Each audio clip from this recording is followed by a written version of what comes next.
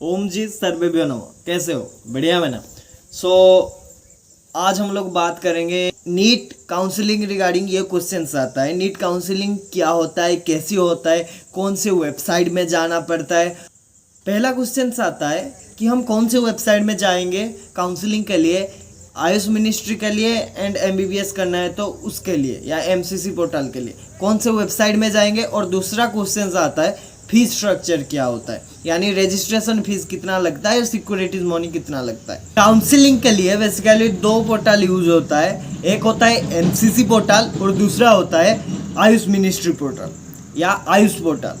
तो MCC portal में आपका एमबीबीएस और बीडीएस आता है, और जो दूसरा रहता है आयुष मिनिस्ट्री या आयुष पोर्टल में आपका बीएनवाईएस, बीएएमएस, बीयूएमएस, बीएचएमएस, बीएसएमएस ये सब आता है। पहले था टू टाइप्स ऑफ पोर्टल, जैसे कि बताया मैंने, एमसीसी पोर्टल जो एमबीबीएस और बीडीएस आता है, और दूसरा हो गया तुम्हारा Ayush portal.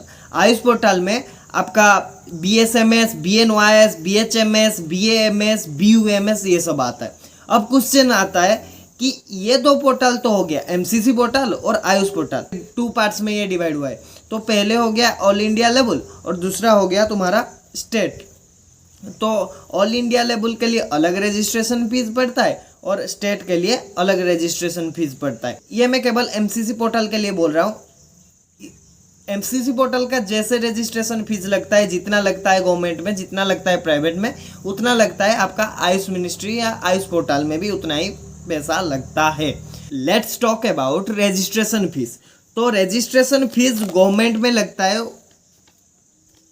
1K to 2K, यानी ये वेरी करता है, ईयर वाइज ये वेरी करता है। और जनरल एंड ईडब्ल्यूएस के लिए लगता है तो 1K यानी 1000 to 2000 के अंदर। इफ़ आप ओबीसी, SC ST या पीडब्ल्यूडी कैटेगरी में आते हैं तो 500 से 1000 के अंदर लगता है। यानी जनरल एंड ईडब्ल्यूएस के लिए 1000 to 2000 के अंदर, और ओबीसी, ST SC और पीडब्ल्यूडी के लिए आपका कम लगता है, 500 से 1000 के अंदर ये पैसा लगता है। ये जो रजिस्ट्रेशन फीस होता है इट्स नॉट रिफंडेबल, ये आपके जेब में नहीं वापस आएगा, वापस नहीं आएगा ये फीस, ये रिफंडेबल नहीं है। गवर्नमेंट के लिए मैंने बता दिया, बट प्राइवेट के लिए आपका रजिस्ट्रेशन फीस, आप अगर प्राइवेट यूनिवर्सिटी या प्राइवेट कॉलेज में पढ़ना चाहते तो आपका रजिस्ट्रेशन फीस लगता है 5000, ये भी रिफंडेबल नहीं होता है। उसके बाद रजिस्ट्रेशन तो हो गया, उसके बाद सिक्योरिटी भी जमा करना पड़ता है। स्टेट काउंसलिंग में आपका सिक्योरिटी मनी लगता है गवर्नमेंट में, स्टेट काउंसलिंग गवर्नमेंट में आपका सिक्योरिटी मनी लगता है 10,000 रुपये, जो कि रिफंडेबल है। और दूसरा है प्राइवेट में आपका 2 लाख रुपये लगता है सिक्योरिटी मनी। रिफंडेबल ये पैसा तब होगा, मतलब प्राइवेट में आप किए हो 2 लाख जमा किए हो, ये रिफंडेबल तब होगा जब आपका सीट अलॉटेड नहीं होगा, आपको जब सीट नहीं मिलेगा। इफ़ आपको सीट मिल रहा है, आप उसी सीट में नहीं जाते हो, उसके बाद अपग्रेडेशन आता है, अब अपग्रेड कीजिए। अगर आप वही यूनिवर्सिटी या वही कॉलेज में नहीं पढ़ना चाहते तो अपग्रेड कर लीजिए। अगर नहीं करना है तो वो पैसा आपको वापस नहीं आएगा, क्योंकि आपके लिए एक सीट बेकार हुआ तो ये पैसा वापस नहीं आएगा, यानी 2 लाख रुपये नॉट रिफंडेबल। तो हम लोगों ने कवर कर लिए कौन सा पोर्टल में होता है। 2 टाइप्स ऑफ पोर्टल्स रहता है, एक होता है MCC portal and Ayush portal.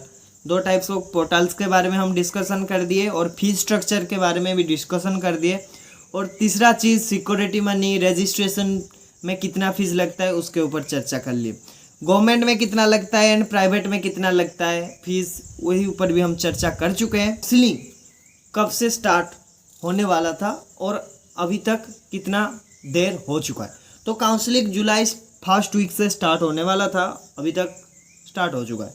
तो क्वेश्चन आता है कि आप अभी सोच रहे होंगे कि आप नीट के ऐसे पेपर लीक हुआ, वो हुआ, वो हुआ, बट आप सपोर्ट क्यों नहीं कर रहे। मैं ज़रूर सपोर्ट कर रहा हूँ, एंड आप सभी को सपोर्ट करना तो अनिवार्य है मेरे लिए, क्योंकि आप ही फ्यूचर डॉक्टर्स हो। एंड मैं खुद एक बीएनवाई स्टूडेंट हूँ, तो मेरे को आज स्टूडेंट्स आपके साथ जो घटा है, मेरे को दुख ही है कि ये आपके साथ हुआ। तो ऐसे नहीं होना चाहिए था, बट अनफॉर्चुनेटली ये हुआ। तो क्या कर सकते हैं, सरकार अपने काम कर रहा है, सुप्रीम कोर्ट अपने काम कर रहे हैं, बट हम अपना काम, अपनी जिम्मेदारी कैसे भूल जाए। तो हम अपना काम यानी काउंसलिंग प्रोसेस में हिस्सा लेंगे। ये आज नहीं होने वाला था, चलो ठीक है, बट ये कल ये चीज़ होने वाला है ना, आज नहीं होगा तो कल होगा, ऑब्वियसली बात है।